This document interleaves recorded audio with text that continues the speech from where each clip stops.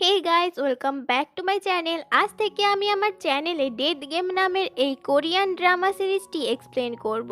এখনো পর্যন্ত এই ড্রামাটিকে আইএমডিবিতে 8.6 আউট অফ 10 রেটিং দেওয়া হয়েছে, আর 93% গুগল ইউজাররা এই মুভিটিকে লাইক করেছেন। আশা করি আপনাদেরও এই মুভিটি অনেক ভালো লাগবে, তাই এখনই আমি এই ড্রামার এক্সপ্লেনেশন স্টার্ট করলাম। ড্রামার শুরুতেই আমরা গল্পের মেন ক্যারেক্টার চৈকে দেখতে পাই। সে নরকে কান্না করছিল। সে চিৎকার করতে করতে এটাই বলছিল যে আমি ওখানে কেন যাব যখন আমি কোনো ভুল করিনি। সেই সময় একটি মেয়ে তাকে গুলি করে দেয়, আর গুলি লাগার সাথে সাথেই সে আকাশ থেকে নিচে পড়তে শুরু করে, আর নিচে পড়ার সময় সে হঠাৎ করেই বেঁচে ওঠে।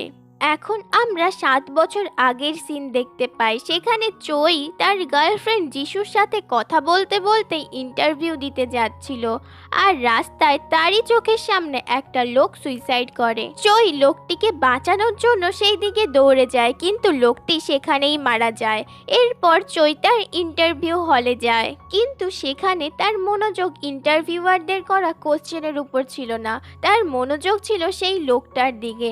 তাই সেখানে সে কোনো প্রশ্নেরই ঠিকঠাকভাবে উত্তর দিতে পারে না।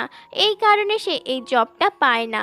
গ্র্যাজুয়েশনের পর কোনো জব না পাওয়ার কারণে এবং নিজের স্টাডি লোন শোধ করার জন্য সে বিভিন্ন ধরনের ছোটোখাটো কাজ করতে থাকে, আর ওরই পাশাপাশি সে কোনো একটা পার্মানেন্ট জবের খোঁজও চালিয়ে যাচ্ছিল। আর এইভাবেই 7 বছর কেটে যায়।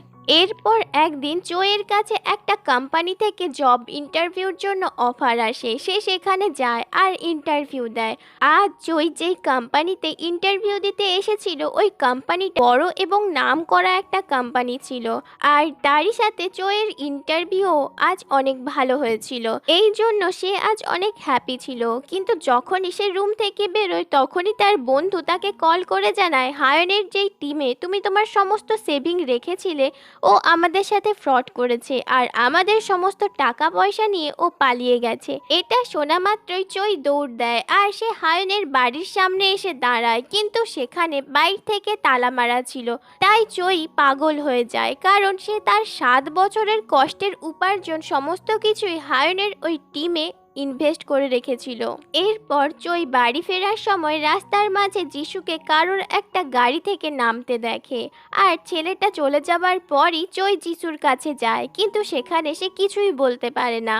তখন যিশু তাকে একটা টাকা ভর্তি খাম দেয়, কারণ সে জানতো চই এখন পার্মানেন্ট জব ইন্টারভিউর কারণে কোনো পার্ট টাইম কাজও করতে পারছে না, তাই এখন তার টাকার অনেক দরকার।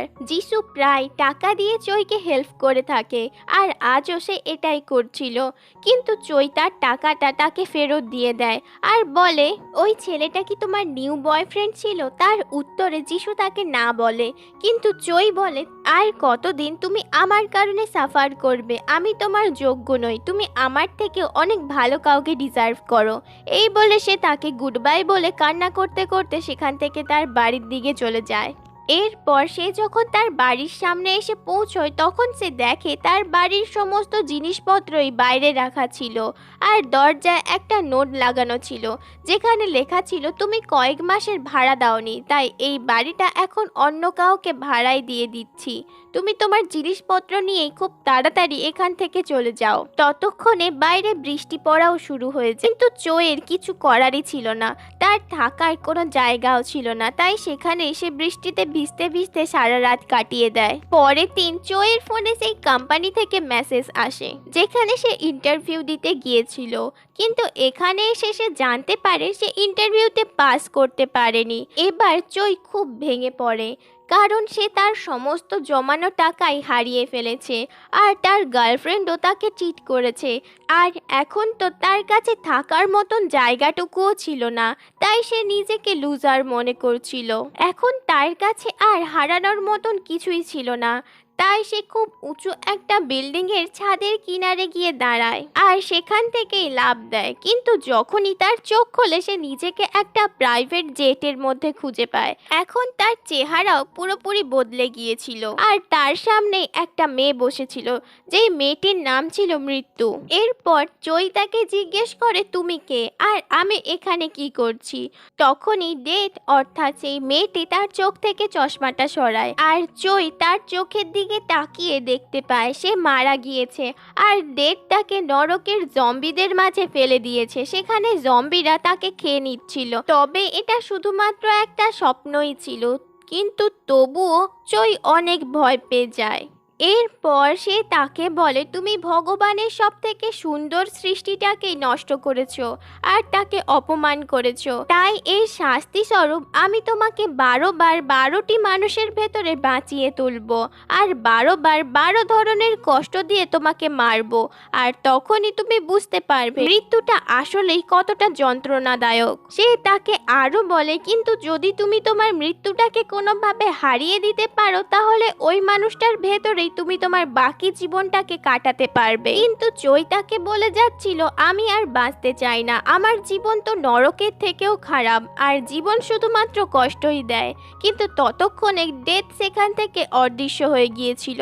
তখন চই ঘুরে ফিরে প্লেনটাকে দেখতে থাকে আর তার মনে হচ্ছিল সে এখন যার শরীরে রয়েছে সে কতটাই না বড় লোক। এরপরে সে তার চোখের সামনে একটা উজ্জ্বল আলোকে দেখতে পায়। আলোটি তার শরীরে এসে প্রবেশ করে আর সেই আলোটার মাধ্যমেই চই এখন যেই লোকটির বডিতে রয়েছে তার সম্পর্কে সমস্ত কিছুই জানতে পারে। আসলে সেই লোকটির নাম ছিল পার্ক আর চই যেই কোম্পানিতে ইন্টারভিউ দিতে গিয়েছিল সেই কোম্পানির সিইওর ছেলেই হলো পার্ক। আর ওই আলোর কারণেই পার্কের সমস্ত মেমোরি চই দেখতে পাচ্ছিল। আর সে এখন এটা ভেবেই খুশি হচ্ছিল সে যেই কোম্পানিতে কাজ করতে চেয়েছিল এখন সে সেই কোম্পানির মালিক হয়েই বসে রয়েছে। তাই সে মনে মনে অনেক খুশি হতে থাকে। কিন্তু তখনই প্লেনের ইঞ্জিনে আগুন লেগে যায়। এই আগুনের কারণে চইও সেখানে জ্বলে পুড়ে মারা যায়।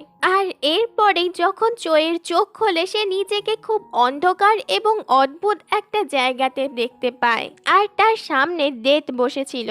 সে তাকে বলে, তুমি তো এইবার খুব তাড়াতাড়ি চলে এলে, কিন্তু এখনো তোমার কাছে 11 বার চান্স রয়েছে। এই বলে সে তার বন্ধুকে বুলেট ভরতে থাকে। কিন্তু চই তাকে জিজ্ঞেস করে, এটা তোমার কাছে কি করছে? এটা তো কাউকে মারার জন্য লোক কাছে রাখে। ডেথ তাকে বলে, কিন্তু এটা আমার কাছে আত্মহত্যাকারীদের বাঁচাতে কাজে লাগে। এরপর চই তাকে জিজ্ঞেস করে, কিন্তু যদি আমি এই 12 জনের মধ্যে কারুর বডিতেই সার্ভাইভ করতে না পারি তখন কি হবে? ডেথ তাকে বলে, তাহলে তো তুমি নরকে যাবে। চই তাকে জিজ্ঞেস করে, এই নরকটা কোথায়? তখন ডেথ তাকে সাথে করে নরকের দৃশ্য দেখাতে পৌঁছে যায়। সেখানে চারিদিকে আগুনের তাপ এবং মানুষজনের চিৎকার শুনে চই বুঝতে পারে সে কত বড় ভুল করেছে সুইসাইড করে। তাই সে ডেথের সামনে আঁটু গেড়ে কান্না করতে থাকে আর নিজের জীবনের ভিক্ষা চাইছিল। তখন সে তাকে বলে, যদি তুমি সত্যিই বেঁচে থাকতে চাও তাহলে এই 12 জনের মধ্যে কারোর একটা বডিতে তোমাকে ততক্ষণ সার্ভাইভ করতে হবে যতক্ষণ না ওই মানুষটির কোনো নর্মাল ভাবে মৃত্যু হচ্ছে। আর এরপরেই তোমায় ফাইনাল বিচারের দিন বাঁচিয়ে তোলা হবে। সেখানে ভগবান নিজে তোমার বিচার করবে। সেখানে তিনি তোমাকে ক্ষমা করে দেবেন এবং তুমি নরক যাওয়া থেকে বেঁচে যেতে পারো। কিন্তু যদি তুমি এটা না করতে পারো তাহলে তোমাকে নরকে চলে যেতে হবে আর সেখানেই সবসময় থাকতে হবে।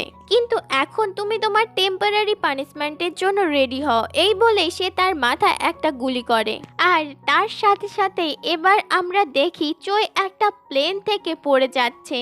তখনই মেমোরি লাইটটা তার মধ্যে প্রবেশ করে আর আমরা এখানে বুঝতে পারি আসলে সে এখন সং নামের একটা ছেলের মধ্যে রয়েছে। আর ওই ছেলেটা একটা চ্যালেঞ্জ নিয়েছে কোনো প্যারাশুটের সাহায্য ছাড়াই প্লেন থেকে নেটের ওপরে পড়ার। সে যদি এমনটা করে তাহলে তাকে $3 বিলিয়ন দেওয়া হবে। কিন্তু এখানে দুর্ভাগ্যবশত সে নেটের ওপরে পড়ে না, সে ডাইরেক্ট গিয়ে মাটিতে পড়ে আর এখানেই খুব খারাপভাবে তার মৃত্যু ঘটে। এবারও সে চোখ খুলে তার চোখের সামনে ডেথকে দেখতে পায়। চই তাকে বলতে থাকে, তুমি তো বলেছিলে আমি যার বডিতেই বেঁচে থাকতে চাইবো সেখানেই আমি বেঁচে থাকতে পারবো, কিন্তু আমি তো যার বডিতেই চাই সেই তো মরতে যাচ্ছে। ডেথ তাকে বলে, এটা তো শুধুমাত্র একটা কোইন্সিডেন্ট। আর এরপর সে তাকে আবারও একটা গুলি করে। আর এখানেই এই ড্রামার ফার্স্ট এপিসোডটি শেষ হলো। নেক্সট এপিসোডগুলো আরও বেশি ইন্টারেস্টিং হতে চলেছে আর সেখানেই আমরা জানতে পারবো চয়ের সাথে পরবর্তীকালে আর কি কি ঘটতে চলেছে। তো চ্যানেলটিকে সাবস্ক্রাইব করে চ্যানেলটির পাশে থাকুন আর পাশে থাকা বেল আইকনটাও হিট করে দিন, যাতে করে আমি এই ড্রামার নেক্সট এপিসোডগুলি আপলোড করলে সেগুলো সবার আগে আপনার কাছে গিয়ে পৌঁছয়। আর ভিডিওটি ভালো লেগে থাকলে অবশ্যই একটা লাইক করবেন। আপনাদের একটা লাইক আমাকে অনেক বেশি এনকারেজ করে আরও নতুন ধরনের ভিডিও বানানোর জন্য।